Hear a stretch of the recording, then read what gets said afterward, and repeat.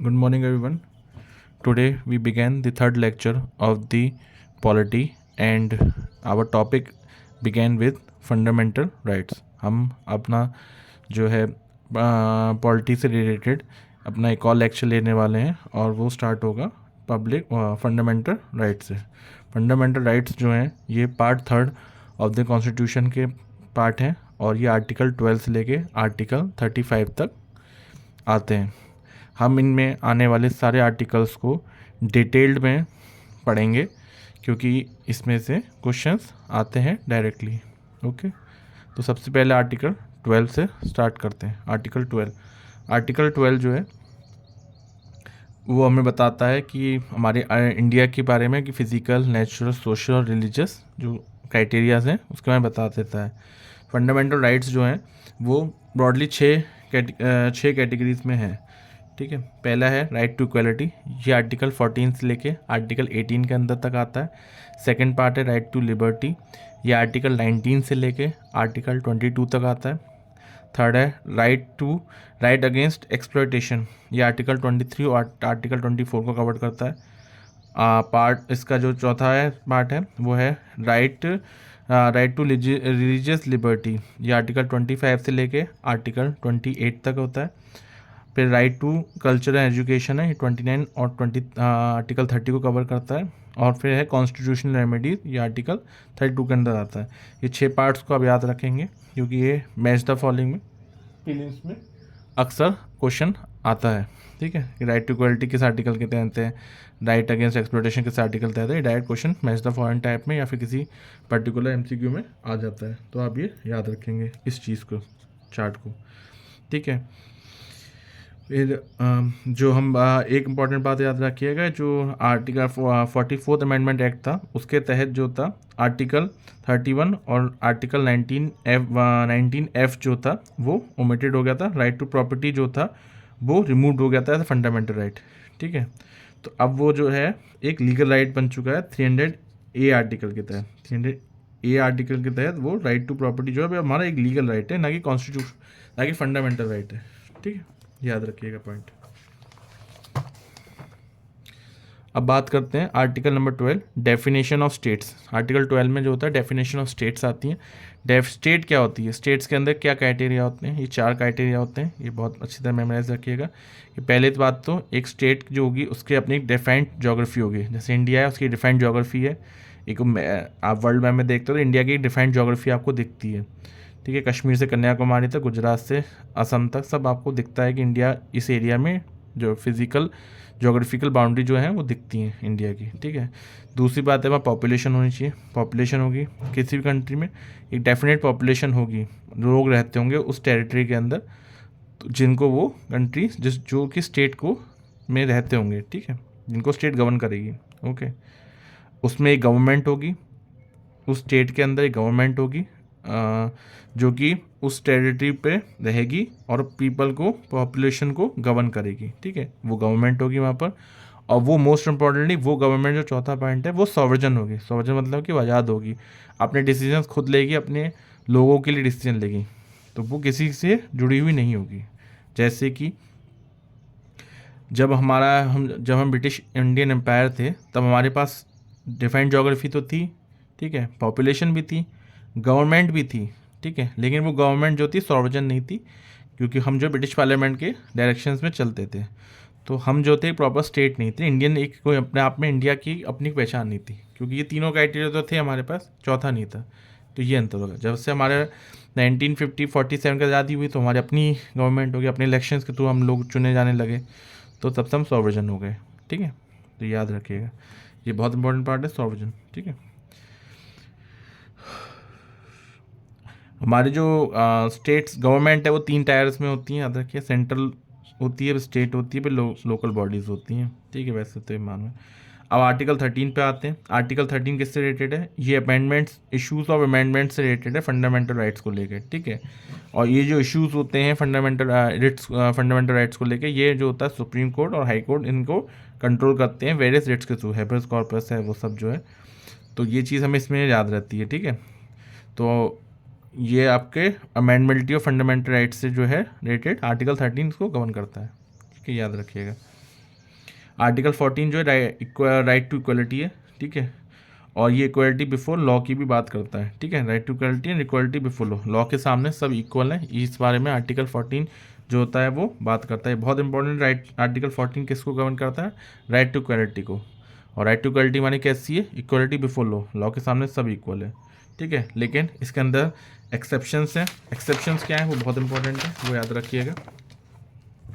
Exceptions जो हैं जो कि इक्वलिटी बिफोर लॉ के सामने आते हैं वो है प्रेसिडेंट और गवर्नर। प्रेसिडेंट और गवर्नर जो एक्टिंग होते हैं, जब वो अपने ऑफिस में होते हैं, तो वो किसी भी केस में अरेस्ट नहीं किए जा सकते हैं, ना कि सिविल और ना कि क्रिमिनल, दोनों केसेस में इम्यूनिटी उन्हें प्रोवाइड होती है। ये याद रखिए, ये बहुत इंपॉर्टेंट है, बोथ सिविल एंड क्रिमिनल, ठीक है, इनको दोनों जगह पे इम्यूनिटी पूरी प्रॉपर मिलती है। ये क्वेश्चन बहुत आता है कि क्या गवर्नर प्रेसिडेंट अपने टाइम पे अरेस्ट हो सकते हैं? नहीं हो सकते, नहीं, ना वो सिविल में अरेस्ट हो सकते हैं और ना ही वो क्रिमिनल में अरेस्ट हो सकते हैं अगर वो उस समय अपने ऑफिस में होल्ड करते हैं, ठीक है। आप ऐसे समझ लीजिए कि द्रौपदी मुर्मू जी अभी अपनी ऑफिस की सीट पर प्रेजेंट है, तो इन पे ना क्रिमिनल चार्ज लग सकता है और ना इन पे कभी कोई सिविल केस लग सकता है, ठीक है। तो ये इम्यूनिटी, कंप्लीट इम्यूनिटी होती है इनके पास जब तक ये ऑफिस को होल्ड करते हैं। अगर इनके खिलाफ कोई भी एक्शन लेना है तो पहले इनको इम्पीच कराना पड़ेगा, इनको या फिर ऑफिस से हटाना पड़ेगा गवर्नर है तो, उसके बाद जब ये ऑफिस को नहीं होल्ड करेंगे तब इनके खिलाफ आप एक्शन ले सकते हैं, ठीक है। तो ये बहुत इंपॉर्टेंट है कि गवर्नर और प्रेसिडेंट के खिलाफ ना तो कोई सिविल और ना ही कोई क्रिमिनल केस दर्ज हो सकता है, एक्शन हो सकता है उसके खिलाफ, ठीक है, ठीक है, अरेस्ट नहीं किए जा सकते हैं। उसके बाद और भी बहुत सारे इनके जो एमपीज़ होते हैं उनके पास भी प्रिविलेजेस होते हैं, एमएलएस जो होते हैं उनके पास भी बहुत सारे प्रिविलेजेस होते हैं, आर्टिकल 105 के तहत होते हैं, लेकिन ये ज़्यादातर सिविल से रिलेटेड होते हैं, क्रिमिनल में इनको इम्यूनिटी प्रोवाइड नहीं होती है, ठीक है। और फॉरेन कंट्रीज़ वालों को भी, एम्बेसडर्स जो होते हैं उनको भी, जो फॉरेन से आने वाले डायलेक्ट्स होते हैं, डिप्लोमेट्स होते हैं और जो एम्बेसडर्स होते हैं उनके पास भी इम्यूनिटी होती है। इनके अगर इन्होंने कोई चीज़ में पाए जाते हैं, लुक पाए जाते हैं, स्पाइंग करते हुए मिलते हैं या फिर कोई और भी काम में इन्वॉल्व होते हैं, तो इनका एक मैक्सिमम इनका होता है कि इनको अपने देश में डिपोर्ट कर दिया जाता है। पर इनके खिलाफ ऐसा नहीं कि आप अपने कोर्ट में, इटली का एम्बेसडर है, उसने कोई गलती करी तो आप उसको इंडियन कोर्ट्स में आप सज़ा दे देंगे, ऐसा नहीं हो सकता है, ठीक है। तो वो चीज़ आप एक याद रखिएगा। अब आते हैं आर्टिकल 15 पे। आर्टिकल 15 में जो होता है ये क्या है? Prohibition of discrimination on basis of race, sex, religion और कास्ट। हम बात करेंगे कि आप जो भी कोई भी डिस्क्रिमिनेशन इंडिया में नहीं कर सकते on the basis of caste, creed, sex, religion, आप नहीं कर सकते हैं, ठीक है। इससे रिलेटेड दो एक्सेप्शंस हैं, एक चाइल्ड है, एक लेडीज़ हैं और SC STs हैं और OBCs हैं। इनके खिलाफ, इनके लिए आप इनके वेलफेयर के लिए डिस्क्रिमिनेशन कर सकते हैं, ठीक है। वैसे इंडिया में कोई डिस्क्रिमिनेशन हो ही नहीं सकता है। अब ये नहीं कि आपने कह दिया कि ये तो ब्राह्मण नहीं है तो हम इस चीज़ को हम नहीं लेंगे, या तो ये महिला है तो हम इसको इस आयोग में नहीं लेंगे, या फिर इसका कोई डिस्क्रिमिनेशन, इसको ये कपड़े नहीं देंगे, ये नहीं पहन, आप नहीं रोक सकते हैं संवैधानिक तौर पे। तो वो डिस्क्रिमिनेशन आप नहीं कर सकते हैं। आप डिस्क्रिमिनेशन एक्सेप्शन ये है कि आप चिल्ड्रंस के लिए वेलफेयर के लिए कोई एक्ट बना रहे हैं या फिर SC STs के वेलफेयर के लिए एक्ट बना रहे हैं, तो वो आर्टिकल 15 के तहत आ जाता है। अब आर्टिकल 16 में आते हैं कि इक्वलिटी ऑफ अपॉर्चुनिटी होती है इन मैटर्स ऑफ पब्लिक एम्प्लॉयमेंट। माने कि अब जो स्टेट के अंदर आपको जो जॉब्स ऑफर होती हैं, तो उन स्टेट के अंदर जो जॉब ऑफर होती है उससे रिलेटेड आपको डिस्क्रिमिनेशन नहीं कर सकते हैं, इक्वल अपॉर्चुनिटी आपको सबको प्रोवाइड करानी होती है। बट उसमें आप इक्वल अपॉर्चुनिटी तो आप उससे प्रोवाइड कराते हो, लेकिन उसमें एक्सेप्शन होता है। आर्टिकल 16 क्लॉज 4 जो होता है वो आपको एक एक्सेप्शन देता है कि आप स्पेशल प्रोविजंस बना सकते हो जो कि लोग जो हैं बैकवर्ड होते हैं, ठीक है। बैकवर्ड भी जो है वो होंगे एजुकेशन बेसिस पे बैकवर्ड हो सकते हैं और कास्ट बेसिस पे बैकवर्ड हो सकते हैं। बैकवर्डनेस जो है वो सब्जेक्टिव चीज़ है, ठीक है। तो 16 फ्लोर जो होता है ये आपको अलाउ करता है कि आप जो है रिजर्वेशन पॉलिसीज़ जो आती हैं या फिर कोई भी रेस कर रहा है, जैसे आप देख रहे हैं कि महाराष्ट्र में लोग रेस कर रहे हैं, मराठास जो है वो कर रहे हैं, गुजरात में पाटिल जो कर रहे हैं, और भी जो कई जगह स्टेट्स में डिफरेंट कम्युनिटीज़ जो हैं वो रिजर्वेशन के लिए अपनी वॉइस को रेस कर रहे हैं। तो गुजर रेस कर रहे हैं, राजस्थान में सब चल रहा था। तो वो सब कहीं ना कहीं मांगते हैं हमें स्पेशल प्रोविज़न दे दें क्योंकि हम बैकवर्ड हैं। बैकवर्ड हम सोशली हो सकते हैं, एजुकेशनली हो सकते हैं, ठीक है। तो ये उस बेसिस पे मांग रहे हैं, ठीक है। उसके बाद आते हैं कि जो रिजर्वेशन जो कमेटीज़ थी वो कौन कौन सी रिजर्वेशन जो कमेटी बनी थी वो कौन कौन सी बनी थी। सबसे पहले बनी थी कालेकर कमेटी बनी थी। ये बहुत पूछा जाता है क्वेश्चन, हर साल पूछा जाता है, 12 पूछते हैं कि कालेकर कमेटी किससे रिलेटेड है। कालेकर कमेटी का बार आता है तो ये रिलेटेड है बैकवर्ड कमेटी थी पहली कालेकर कमेटी, ठीक है। सेकंड बैकवर्ड कमेटी बनी थी मंडल कमीशन, ये 90 में 80 में बनी थी, ठीक है। तो इसने अपनी रिपोर्ट 80 में दे दी थी, ठीक है, याद है मोरारजी देसाई गवर्नमेंट के टाइम पे, ठीक है। इसकी जो रिकमेंडेशंस थी वो कब मानी गई थी, 89 में मानी गई थी। और इसके तहत जो है मैक्सिमम जो है ओबीसी का रिजर्वेशन जो था वो 27% दे दिया गया था, ठीक है।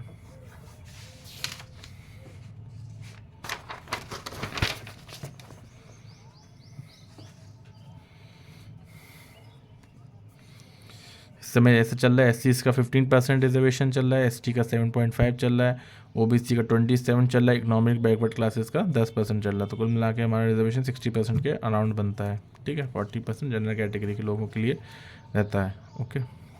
इससे इंपॉर्टेंट जो केसेस हुए हैं वो देख लीजिए। एक इंदिरा साहनी केस बहुत इंपॉर्टेंट था, यूनिवर्स इंदिरा साहनी केस हुआ था 1992 में। ये मेंस में भी लिखने को कभी कभी आ जाता है, इंदिरा साहनी केस मेंस में आपको लिखने के लिए केस रेफरेंसेस लिखनी होती हैं आंसर्स में। तो ये बहुत इंपॉर्टेंट केस है, Indira Sahni versus union of India 1992, ठीक है। तो ये मंडल कमीशन की इसने का जो थी रिपोर्ट उसको रिव्यू किया था और उसमें इसने पाया था कि आप जो है जो बैकवर्डनेस का जो क्राइटेरिया है, बैकवर्डनेस का जो क्राइटेरिया आर्टिकल 16 क्लॉज 4 के तहत वो बेस्ड होना चाहिए सोशल बैकवर्डनेस पे और एजुकेशन बैकवर्डनेस पे, ना कि नॉट इकोनॉमिक बैकवर्डनेस पे, ठीक है।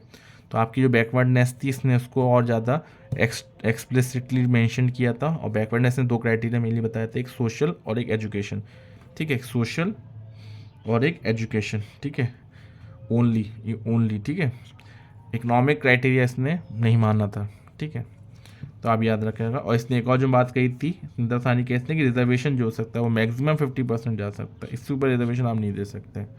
तो दो बात जो मंडल कमीशन और जो कि इंदिरा साहनी का केस की इंपॉर्टेंट थी, एक तो पहली बात कि आपका जो रिजर्वेशन है वो 50% से ऊपर नहीं जाएगा, ये बहुत इंपॉर्टेंट पॉइंट है। और दूसरी बात जो सबसे इंपॉर्टेंट है कि आपकी बैकवर्डनेस के क्राइटेरिया को इसने एक्सप्लिसिटली थोड़ा सा और डिफाइंड कर दिया था।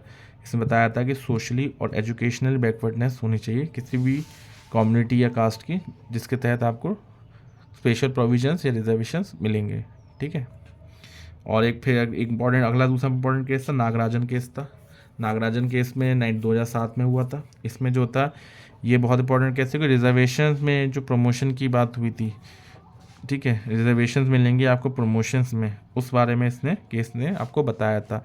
तो इसने कहा था कि कोर्ट ने मना था कि हम आप किसी को प्रमोशन रिजर्वेशन को बात को इसने कहीं ना कहीं एक्सेप्ट नहीं किया था, ठीक है।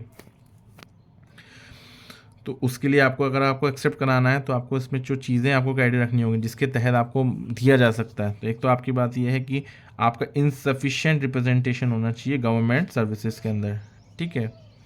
अगर आपका इनसफिशिएंट रिप्रेजेंटेशन है गवर्नमेंट सर्विसेज के अंदर तो आपको जो है कहीं ना कहीं रिजर्वेशन मिल जाएगा प्रमोशंस में। और दूसरी बात यह है कि डिक्लेयर्ड और बैकवर्डनेस जो है, बैकवर्डनेस का डिक्लेरेशन जो करेगा वो कौन करेगा, एक पर्टिकुलर क्लास का जो करेगा करना पड़ेगा आपको, ठीक है। कितना आप याद रखिएगा, इसमें ये प्री में यही पूछता है, बाकी मेंस के लिए अलग है तो मैं आपको उसको और थोड़ा डिटेलिंग में मेंस में लिखवा दूंगा, ठीक है। अब आ जाइए आर्टिकल नंबर 17 पे, ये बहुत इंपॉर्टेंट है, डायरेक्ट पूछता है आर्टिकल 17 किससे रिलेटेड है, अनटचेबिलिटी को हटाने के लिए कौन सा आर्टिकल है, ये कौन सा आर्टिकल किस कैसे आता है। तो ये राइट टू इक्वलिटी में आता है, एबोलिशन ऑफ अनटचेबिलिटी है, नो एक्सेप्शन है एंड नो एंड अब अनटचेबिलिटी इंडिया में नहीं हो सकता, ठीक है। इसको और ज़्यादा स्ट्रॉन्ग करने के लिए पीपल्स राइट्स प्रोटेक्शन एक्ट के तहत इसको लाया गया था, पीपल राइट्स प्रोटेक्शन एक्ट 1976 में। तो इसको चीज़ से और ज़्यादा स्ट्रॉन्ग कर दिया था पीपल राइट्स प्रोटेक्शन एक्ट के तहत, ठीक है। अनटचेबिलिटी आर्टिकल 17 के तहत है, याद रखिएगा, फिर नोट डाउन कर लिएगा जो भी करना है, ठीक है। आर्टिकल 18 पे आ जाते हैं।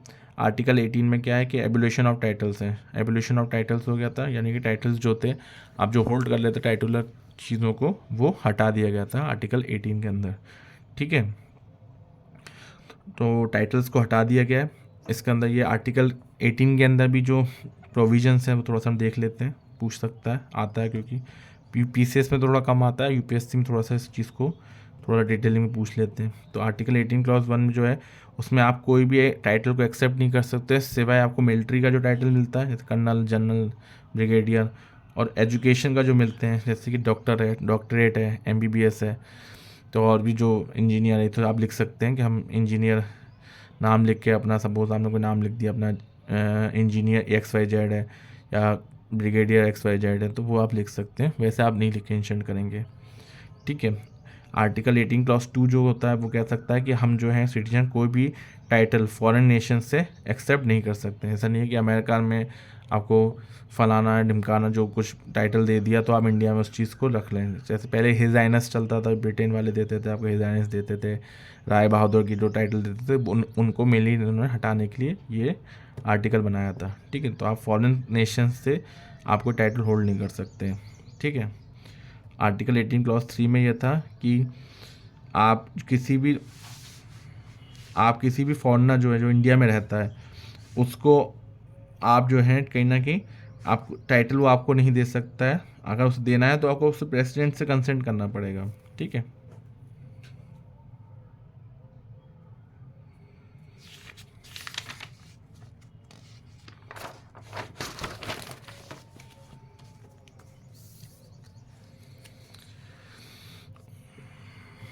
इससे रिलेटेड एक बहुत इंपॉर्टेंट केस हुआ था, वो याद रखिएगा, JB कृपलानी वाला जो था। JB कृपलानी जो थे वो जो थे अवार्ड्स के भी अगेंस्ट में थे। उन्होंने कहा था कि अवार्ड्स जो हैं वो कहीं ना कहीं टाइटल्स की ही फॉर्म है, ठीक है।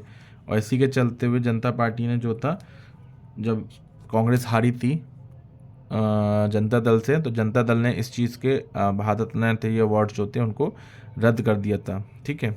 ये जो अवार्ड्स हैं भारत रत्न और ये सब जो है 2 बार अंत हुए।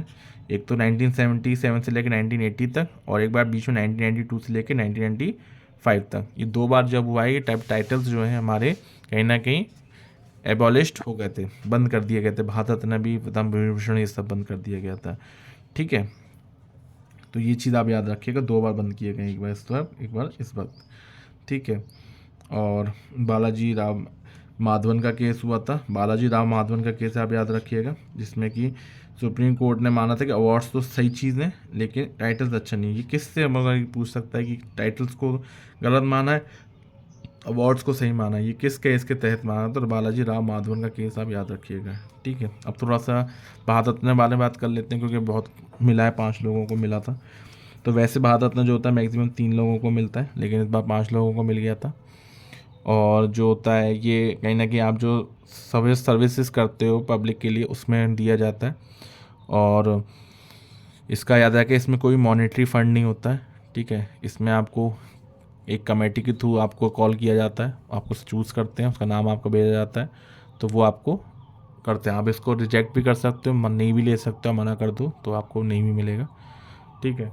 और इसमें कोई भी मॉनेटरी बेनिफिट नहीं होता है, मैंने आपको पैसा नहीं मिलता है कुछ, बस आपको एक पीपल की जो लीफ होती है उसमें उस तरह का एक मेडल मिलता है। पीपल की लीफ जैसा होता है, याद रखिएगा, पीपल की लीफ जैसा होता है, ठीक है। पीपल का पेड़ होता है, उसकी जो पत्ती होती है उस जैसा होता है इसका मेडल जो होता है, ठीक है, वो याद रखिएगा। और जो हमारे इस बार जो अवार्ड मिले हैं इसमें जो जितने भी हैं वो सब जो हैं पास्ड आउट हो चुके हैं, पोस्टुमस मिले हैं सबको, ठीक है। जो एक अडवाणी जी हैं बस उनको शायद नहीं मिला है, बस वही मैंने हैं, बाकी जितने भी हैं बाकी सब जो हैं उनकी डेथ हो चुकी है, चाहे वो स्वामीनाथन जी हों, चाहे वो कपूरी ठाकुर हों, चाहे वो चौधरी चरण सिंह हो। तो ये कहीं ना कहीं सब पास्ड आउट है, ठीक है, तो इनको मिला है। तो इसमें कुछ और फैक्ट्स याद रखिएगा कि पोस्टुमस और फॉरनर आर नॉट काउंटेड, ठीक है। इसमें जो फर्स्ट भारत रत्न मिला था वो किसको मिला था, याद रखिएगा, C राजगोपालाचारी को मिला था, ठीक है, CV रमन को मिला था, और राधा कृष्णन को मिला था, सर्वपल्ली राधाकृष्णन को मिला था, ठीक है। फर्स्ट भारत रत्न मिला था, C राजगोपालाचारी को मिला था, CV रमन को मिला था, और राधा कृष्णन को मिला था, ठीक है, ये याद रखिएगा। फर्स्ट भारत रत्न किसको मिला था, राजगोपालाचारी को मिला था, राधा कृष्णन को मिला था, CV रमन को मिला था, ठीक है। फर्स्ट वुमेन जिनको भारत रत्न मिला था वो मिला था इंदिरा गांधी जी को मिला था। और फर्स्ट पॉस्टुमस जो मिला था मैंने डेथ होने के बाद जिनको मिला था वो मिला था लाल बहादुर शास्त्री को, ठीक है, लाल बहादुर शास्त्री को मिला था। और जो फॉरनर जो थे जिनको मिला था, फर्स्ट फॉरनर जिनको मिला था वो मेरे ख्याल से खान बहादुर खान को मिला था। ये भारत रत्न खान बहादुर खान जो थे, ठीक है, अब्दुल गफ़ार खान नाम था, जिन्होंने रेड शर्ट मूवमेंट किया था, उनको मिला था। और वह स्पोर्ट्स पर्सन कौन थे? तेंदुलकर जी थे, तेंदुलकर जी को मिला था, ठीक है। यंगेस्ट भी तेंदुलकर जी थे, जिन्हें लगा था अवार्ड। और जो ओल्डेस्ट थे, मैं उनका नाम भूला हूँ, वो 100 ईयर्स के थे, 100 ईयर्स के थे, उनको मिला था सबसे ज़्यादा एज 72 अवार्ड। याद रखिए फैक्ट्स, ठीक है। और ये 2 बार बंद हुआ था, याद रखिएगा, न्यूज़ में तो पूछा जा सकता है। कोई मॉनिटरी बेनिफिट नहीं मिलता है, बंद जगह है, ये रिकॉर्ड है, ठीक, तो याद रखिएगा।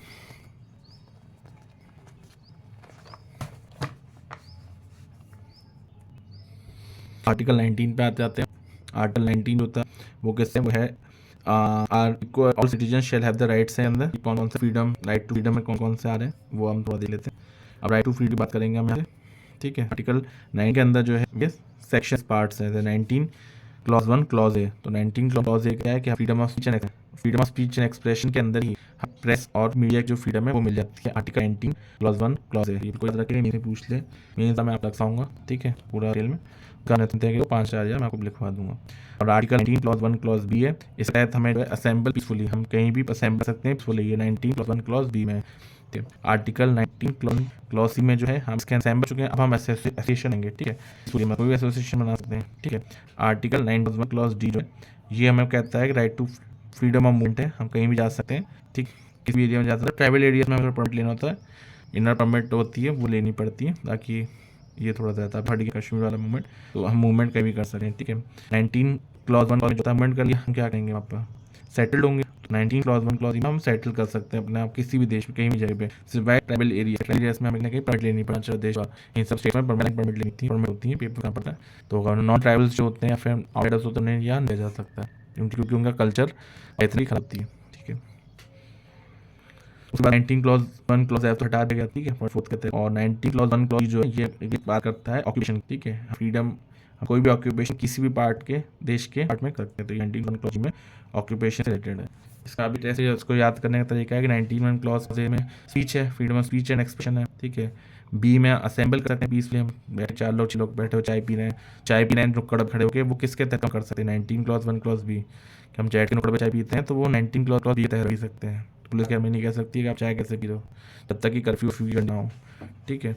19 क्लॉज 1 क्लॉज सी के तहत हम एसोसिएशन फॉर्म कर सकते हैं, जैसे किटी पार्टी लोग करते हैं, ठीक है, सिविल सोसाइटी बनाते हैं, एनजीओ बना लेते हैं, तो वो 19 क्लॉज 1 क्लॉज सी के तहत बनाते हैं। गूंज फाउंडेशन बनी हुई है, सेवा बना हुआ है, कुदुमश्री बनी थी, सब उसी के तहत बनते हैं, ठीक है। इसलिए स्पेशल एक्ट 97 अमेंडमेंट भी आया था, तो कहीं ना कहीं इसी से रिलेटेड था, ठीक है। 19 क्लॉज 1 क्लॉज जी के तहत मूवमेंट कर सकते हैं, यहाँ से लेकर घूमे, ताजमहल देखने जाते हैं, हम जो है टेंजौर घूमने जाते हैं, मंदिर जाते हैं, ठीक है, कोणार्क टेम्पल दे जाते हैं, हम इसी के जाते हैं। कहीं हम सेटल कर सकते हैं, हम यूपी के रहने वाले हैं, या हम जो है बिहार के रहने वाले हैं, या फिर हम कश्मीर के रहने वाले हैं, हम जाके तमिल बनाते हैं, तो हम क्या बना सकते हैं, वहाँ की गवर्नमेंट नहीं हो सकती है, क्योंकि 19 क्लॉज 1 क्लॉज ई के तहत बनाते हैं। और 19 क्लॉज ई के तहत हम ऑक्यूपेशन कर सकते हैं, कहीं भी जाके नौकरी करने, टीस में वो सबने नोएडा से पढ़ाई करी है, सब ने गाजियाबाद से पढ़ाई करी, सब बोला पढ़ कर हमें जॉब लग गई, इन्फोसिस बैंक में गवर्नमेंट जो नौकरी करने जाते हैं वो कहीं ना कहीं इस 19 क्लॉज 1 क्लॉज जी का जाते हैं, रोका नहीं जा सकता है, ठीक है।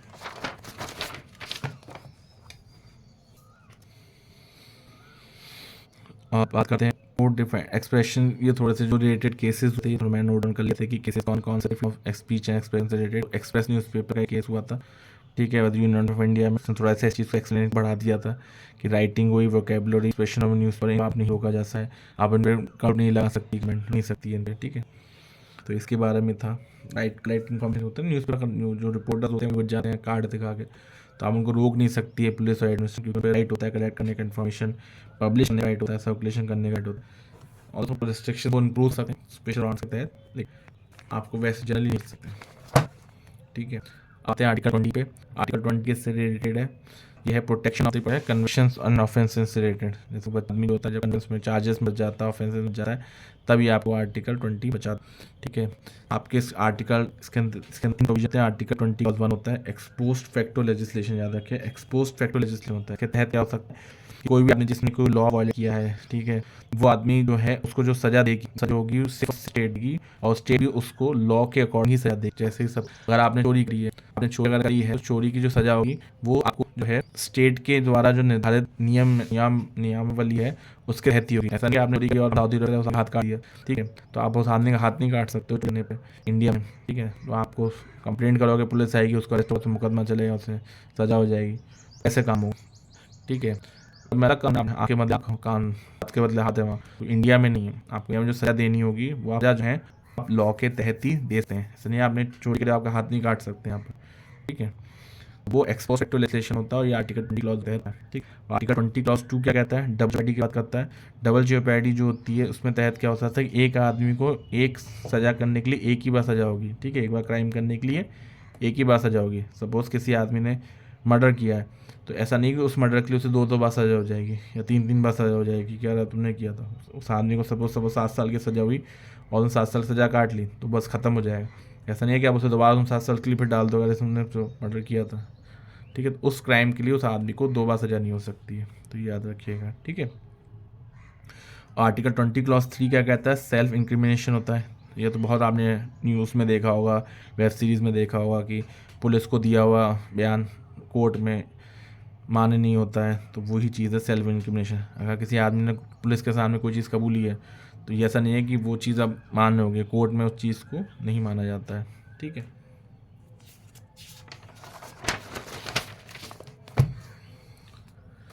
अब बात करते हैं आर्टिकल 21 की। आर्टिकल 21 जो है ये किस बारे में बात करता है? ये बात करता है protection of life and personal liberty की। ये बहुत इंपॉर्टेंट आर्टिकल है, ये मेंस में भी बहुत इंपॉर्टेंट क्वेश्चन बनता है। पीसीएस में तो ये बहुत बार 2-3 बार आ चुका है मेंस में। तो ये आर्टिकल 21 जो है बहुत इंपॉर्टेंट है मेंस के पॉइंट ऑफ व्यू से, तो इसको मेंस में मैं पूरा लिखवाऊँगा। अब आप सब प्रीलिम्स के हिसाब से इस आर्टिकल को देख लीजिए कि right of life and personal liberty से रिलेटेड है, ठीक है। इसके रिलेटेड वेरियस जो केसेस हुए थे वो बहुत सारे केसेस हैं, इसको थोड़ा सा आपको डिटेल में भी करा दूंगा। AK गोपालन का एक केस हुआ था मद्रास में, के स्टेट ऑफ मद्रास के अगेंस्ट में। मेनका गांधी का केस हुआ था, ठीक है। और भी बहुत सारे केस हुए थे, उसकी भी लिस्ट है, मैं थोड़ा आपको बता दूंगा एक बार थोड़ी देर बाद, ठीक है। तो उनमें जो आए थे रिजल्ट जो आए थे, राइट टू लाइफ का एक बहुत बड़ा स्कोप है, उसके अंदर बहुत सारी चीज़ें जैसे प्राइवेसी है, ठीक है, पासपोर्ट है, रखने का आपको हक है, लिवलीहुड है, ठीक है, क्लीन एनवायरनमेंट है, ये MC मेहता केस से रिलेटेड है, प्राइवेसी से पूरा आपका केस पुट्टा स्वामी केस से रिलेटेड है। तो ये सब चीज़ें जो हैं right to life and with human dignity है, स्पीडी ट्रायल्स हैं, हैंड कफिंग को आप नहीं कर सकते हो, इनह्यूमन ट्रीटमेंट नहीं दे सकते हो किसी आदमी को। ऐसा नहीं है कि आपने 3rd डिग्री दे के पैर तोड़ दिए किसी आदमी के, तो वो नहीं कर सकते हो। बॉन्डेड लेबर नहीं कर सकते हो आप किसी को, ये बहुत इंपॉर्टेंट केस था, ठीक है। ये बंधुआ मजदूर एसोसिएशन ने इसके खिलाफ केस लड़ा था, ठीक है। विल्सन विल्सन थे और एक S शंकरन थे, उन्होंने ये केस लड़ा था। तो ऐसे करके बहुत सारे केसेस हैं। इसको थोड़ा मैं मेंस में आपको लिखवाऊंगा तो आपको ज़्यादा समझ में आ जाएगा, मैं वहीं से आपको इस चीज़ को लिखवा दूंगा। बस आप इस चीज़ को देख लीजिए, याद कर लीजिए कि ये क्या क्या पॉइंट्स हैं इसके अंदर, कि ट्रैवल अब्रॉड करने का राइट है, ये पूछ सकता है MCQ में कि क्या इसमें से नहीं है या क्या इसमें से आपका हक है। तो वो थोड़े पॉइंट आप याद रखिएगा। ट्रैवल अब्रॉड करना आपका हक है, हैंड कफिंग है, स्पीडी ट्रायल है, सोलिसिटरी कन्फाइनमेंट है, ह्यूमन डिग्निटी है, रेपुटेशन है, नॉइज़ पॉल्यूशन में कंट्रोल है, राइट टू स्लीप है, राइट टू मैनेज है, ये सब चीज़ें, ठीक है। क्या राइट टू लाइफ में राइट टू सुसाइड आता है? इसको लेके एक बहुत बड़ा केस हुआ था, क्योंकि आप सुसाइड करते हैं तो आप IPC सेक्शन 309 के तहत सज़ा होती है। आपको IPC सेक्शन 309 के तहत आपको सज़ा हो जाती है अगर आपने सुसाइड अटैम्प्ट किया तो, और आप फेल हो गए सुसाइड करने में तो आपको 309 के तहत सज़ा होगी कि आपने सुसाइड कैसे अटैम्प्ट कर लिया, ठीक है। तो वो सज़ा आपको होती थी कि बच कैसे गया, मरे क्यों नहीं। तो वो एक क्लॉज है उसमें। तो उसके खिलाफ जो है तो कई सारे केसेस, तो रथिनाथ का केस हुआ था, इसमें कोर्ट ने माना था कि सुसाइड करना राइट टू लाइफ का ही पार्ट है, ठीक है।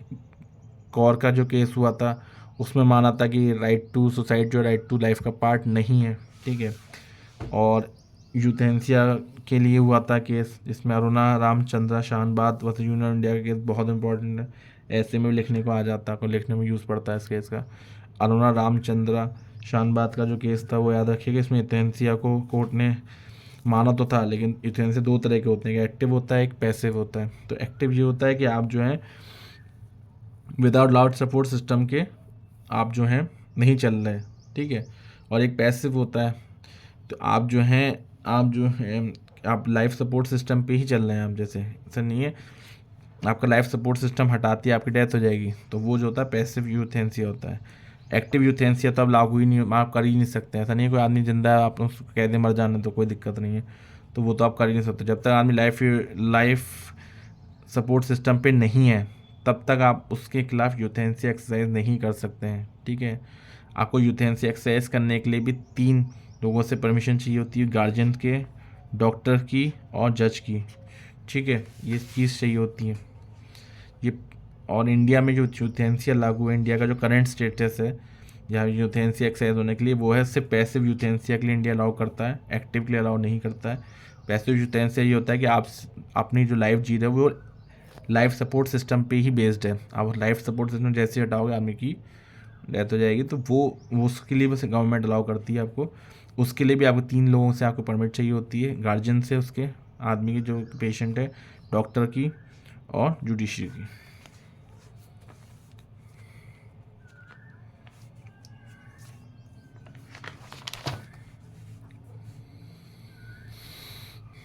अब बात करते हैं आर्टिकल 20A की, राइट एजुकेशन, ठीक है। आर्टिकल 21 क्लॉज ए जो था राइट टू एजुकेशन था, ठीक है। इसको जो था गवर्नमेंट फंडामेंटल राइट बना दिया था, और ये बनाया कि अमेंडमेंट एक्ट के तहत था। ये बहुत इंपॉर्टेंट है, डायरेक्ट क्वेश्चन आता है। 86 अमेंडमेंट के तहत या 2 में राइट टू एजुकेशन को एक फंडामेंटल राइट बना दिया गया था, 86 अमेंडमेंट 2002, ठीक है। इसके में जो direct principle of state policy जो होती है 45 लिखा हुआ चीज़ को इन्होंने फंडामेंटल राइट बना दिया था। और हमें जो फ्री एजुकेशन देंगे वो कौन सी एज का है, 6 to 14 ईयर्स का है, ठीक है। 6 to 14 ईयर्स का बच्चा, ठीक है। आप ये चीज़ को याद रखेंगे। हम राइट टू एजुकेशन का जो वैसे रेफरेंस किन आर्टिकल मिलता है ये बहुत याद रखें, बहुत इंपॉर्टेंट। आर्टिकल 45 में मिलता है हमें रेफरेंस, आर्टिकल 21A में मिलता है रेफरेंस, आर्टिकल 51K में मिलता है हमें रेफरेंस, और आर्टिकल 21 में मिलता है हमें रेफरेंस, ठीक है। आर्टिकल आप पूछ रहे हो कि statement 1 is correct, statement 2, statement 3, statement, तो ये चारों स्टेटमेंट, ठीक है। आर्टिकल 45, आर्टिकल 21, आर्टिकल 21A और आर्टिकल 51K, ठीक है। आर्टिकल 22 में आ जाते हैं प्रोटेक्शन। आर्टिकल 22 में आते हैं कि protection against arrest and detention in the certain cases. आपको अगर आप अरेस्ट होते हो आपको टेक्स मिलने चाहिए, आपको डिटेंशन कैसे होगा, आपको बेल कैसे मिलेगी, वो सब आपको इसमें आर्टिकल 22 के तहत रहता है, ठीक है। तो आर्टिकल 22 क्लॉज 1 के बारे में बात करते हैं, ठीक है। आर्टिकल 22 क्लॉज कहता है, आर्टिकल 22 जो कहता है no person who is arrested shall be detained in custody without being informed of the ground of such arrest has the right to concern lawyer and to be detained by the legal practitioner of his choice, ठीक है। Article 22 clause ये कहता है कि कोई भी जो arrest होता है, ठीक है, उस आदमी को अरेस्ट होने की आप वजह बताना चाहिए। तुमने पूछा कि हम पुलिस लेने आई, तो आप पूछते हो ना कि क्यों स्पीड पे आए हो, तो वो आपको बताऊंगा पुलिस को। अब ऐसे का भले किसी को, तो वो जुर्म जो आपको बताना होता है, तो वो जुर्म जैसे कि बाइक आपके खिलाफ एफआईआर हुई, आप बताओगे कि आपने लड़की बनाया, या आप बताओगे कि आपने जो है सपोज कोई भी ऐसा पॉकेट किसी ने मारा, सब आपको बताना पड़ेगा, तब आप किसको अरेस्ट कर सकते हो। जो आदमी अरेस्ट होगा उसको लॉयर लिखने का हक होगा, लॉयर से मिलेगा, उसको आपको लिमिटेशन देना ही होगा। ऐसा नहीं है कि बिना लॉयर के आप किसी को छोड़े, ठीक है। लीगल एड के तहत दीजिए, आप वैसे दीजिए, आप पड़ेगा। आर्टिकल 22 क्लॉज 2 के बारे में बात करते हैं। ये इसमें आता है हेबियस कॉर्पस की चीज़ एक तरह से आ जाती है। इसका ये है कि आपको किसी भी जो भी अरेस्ट हुआ है, डिटेन्ड हो रहा है, उसको कोर्ट में पेश करना विद इन 24 आवर्स के तक, ठीक है। तो जज के सामने आपको पेश करना होगा, मजिस्ट्रेट के सामने आपको उसको पेश करना ही होगा 24 घंटे के अंदर। अगर पेश नहीं किया तो आपके खिलाफ होगी। उसके बाद वो डिसाइड करेगा मजिस्ट्रेट कि वो बिल देना है, जुडिशियल कस्टडी देनी है, पुलिस कस्टडी से देनी है, तो वो डिसाइड करेगा।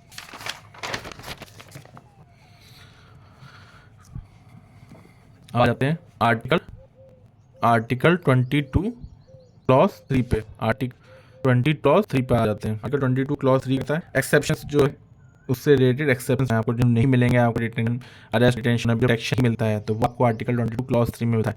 तो किन लोगों को प्रोटेक्शन मिलता है? 2 लोग प्रोटेक्शन ही मिलता है। एक तो एलियन, ठीक है, हर कंडीशन में, जैसे कि सपोज युद्ध चल रहा है अपने साथ हमारा, और कोई आदमी पाकिस्तानी यहाँ घूम रहा है पेपर वर्क के इलीगली घूम रहा है, तो हम उसको अरेस्ट कर लेंगे। तो हमें क्योंकि लगे स्पाई है वो, मैं स्पाई नहीं हूँ, तो वो उससे नहीं हो तो अरेस्ट हो जाएगा, कार्रवाई चलेगी, पूरा चलेगा। जैसे ज़्यादा इंडियन एक ज़्यादा केस चल रहा है, और अभी कतर में आप देखा वो इंडियन थे, कतर पकड़े गए थे स्पाइंग करते हुए इसराइल के खिलाफ, जैसा चार्जेस लगाए गए थे। तो वैसा हुआ क्योंकि अब एनिमी वार चला, इसराइल उनका एनिमी है, तो उनके लिए स्पाइंग का आरोप लगाते पे कहीं ना कहीं वो आपके खिलाफ हो जाएगा। तो कोई भी एलियन जो है, कोई भी अननोन आदमी आपका घूम सिर्फ यूज चल रहा है देश में, उसके खिलाफ कार्रवाई आपके हो जाएगी, आपके खिलाफ आपको प्रोटेक्शन नहीं मिलेगा अरेस्ट और डिटेंशन अगेंस्ट। ठीक है, दूसरा बात है कि प्रिवेंटिव डिटेंशन किसी के खिलाफ। प्रिवेंटिव डिटेंशन क्या होता है? प्रिवेंटिव डिटेंशन होता है नज़रबंदी। नज़रबंदी करने के लिए जो है, अब आ जाते हैं नजर 22+4 है नज़रबंदी। नज़रबंदी होती है 8 माने प्रिवेंटिव डिटेंशन जो होता है। प्रिवेंटिव डिटेंशन होने के लिए कितने दिनों का मैक्सिमम डिटेंशन होता है? 90 दिनों तक सकता है, 3 महीने तक आप किसी भी आदमी को प्रिवेंटिव डिटेंशन दे, इससे ऊपर नहीं दे सकते। प्रिवेंटिव डिटेंशन होता है शक के बेसिस पे, हमें लगता है कि आदमी जो है राइट्स करा सकता है, इलेक्शन का टाइम चला, लग रहा है आदमी राइट्स करा सकता है। आपके यहाँ पे कोई हिंदू का त्यौहार चल रहा है, मुसलमान का त्यौहार चल रहा है, सिख का त्यौहार चल रहा है, तो आपको लग रहा है कि ये जो है त्यौहार को खराब कर सकता है, या फिर इस टाइप पे जब नॉट इंटेंट नहीं है स्टेट किसी काम में, तो ये आदमी दंगे करा सकता है, मारपीट करा सकता है। तो हमने एक देखा था बरेली में तौकीर लगा, उनको भी इस चीज़ पे अरेस्ट किया गया कि ये दंगे भड़का सकते हैं, उनको अरेस्ट किया गया। या फिर आपने मुफ्त का केस देखा जो 300 हटाया गया, को और बड़े पॉलिटिकल लीडर्स थे वहाँ के कश्मीर को, उनको अरेस्ट किया गया। तो एक तो प्रिवेंटिव डिटेंशन ही होता है जो अरेस्ट कर लिया जाता है। तो वो जो है आर्टिकल 22 क्लॉज 3 के तहत होता है, उसका जो प्रोविजन 22 क्लॉज 4 मिलता है। ठीक है, इसके बाद अगर आपको फिर आपको जाएगा कि आपने क्यों किया, तो उसके रिलेटेड 3 लोग की कमेटी बैठी। 3 लोग कौन होते हैं कमेटी में? एक तो होता है हाईकोर्ट का जज, ठीक है, एक होता है हाईकोर्ट का जज होता है, और एक कोई भी एक्सपर्ट पर्सन होता है, जूरिस्ट बैठता है। ठीक है, तो ये रखिएगा, ये जरूर रखिए, 90 दिन मैक्सिमम ये पूछा जाता है, आप ये जरूर रखिएगा।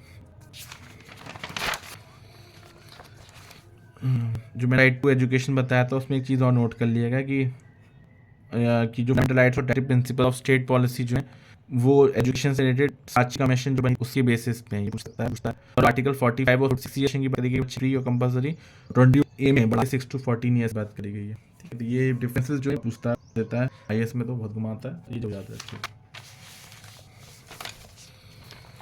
अब बात करते हैं आर्टिकल राइट एक्सप्लॉयटेशन की। ठीक है, और ये राइट अगेंस्ट एक्सप्लॉयटेशन जो है ये आर्टिकल नंबर 23 में, तो ये अगेंस्ट है ह्यूमन ट्रैफिकिंग का फोर्स लेबर के। ठीक है, इसके तहत जो केस होता है वो बॉन्डेड लेबर प्रोहिबिशन एक्ट होता है, बॉन्डेड प्रोहिबिशन एक्ट 1985 में आता है, एहसास संकलन की और विल्सन बेजवाड़ जो मूवमेंट हुआ उसके तहत आया था। किसी को फोर्स लेबर तौर पर नहीं रख सकते हो। ठीक है, नजराना और बेगार ये आप किसी से नहीं करा सकते हो।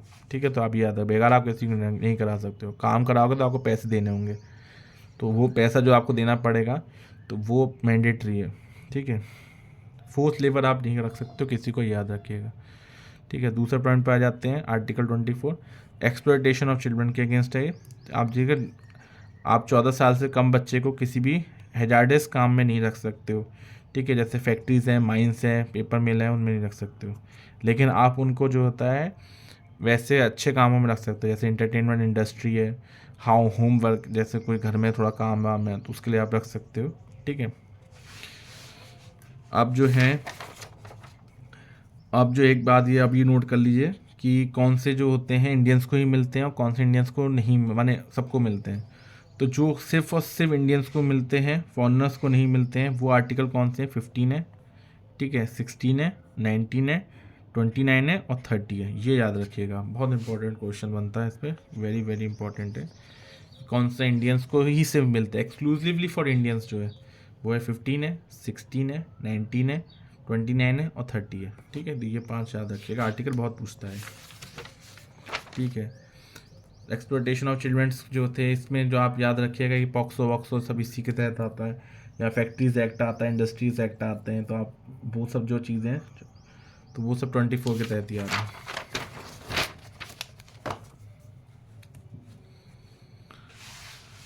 हम जो है right to freedom of religion, ये वाला जो पार्ट है हम नेक्स्ट लेक्चर में करेंगे। ठीक है, और हम इस चीज़ को पॉलिटी को एंड करेंगे। ठीक है, ओके, थैंक यू।